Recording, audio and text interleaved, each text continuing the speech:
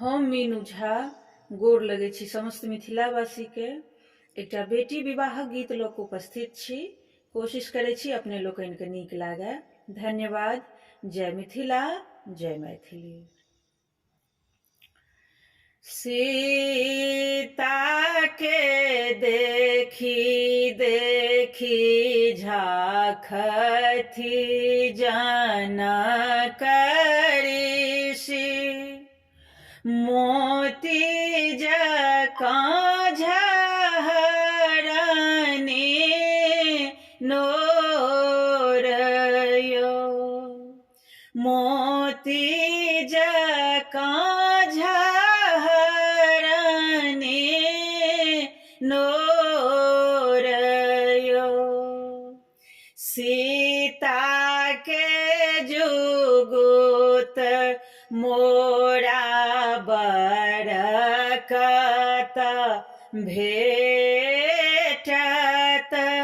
ओतहि सलायब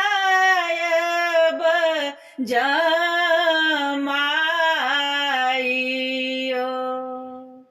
ओतहि सलायब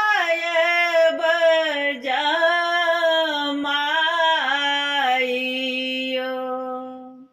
सीता जुगुत बड़ अवधपुर भेटत, ओतहि सलाउगा जमाइयो,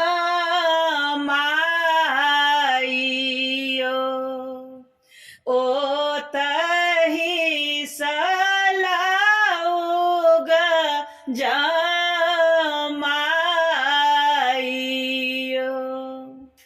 राजा दशरथ के चारि बालक छनि, एक श्यामल तीन गोरयो, एक श्यामल तीन गोरयो। गोरहि देखी जूनि भूलबैयो बाबा, श्यामल के मुकुट चढ़ाबयो,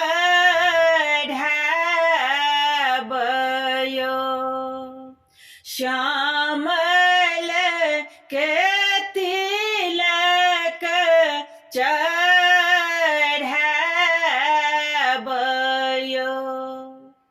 देश ही देश के वीर लोक आओल,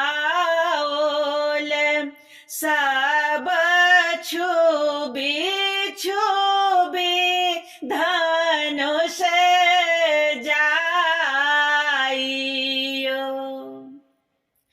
वशिष्ठ मुनि संग आए दुई बालक,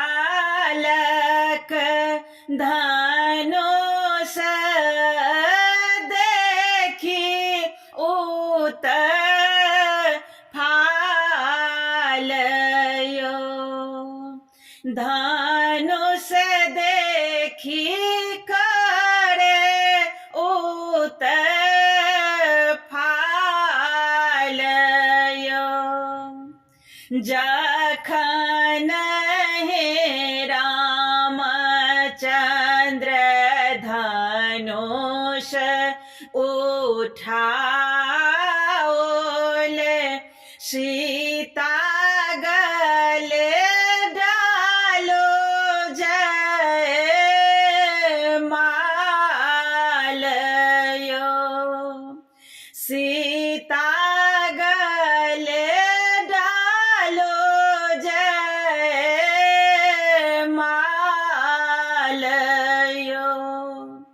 जखन हे उठाओल मचे गेल जय जयकार सिया राम के भेलने बेबाहयो सिया राम के भेलने बे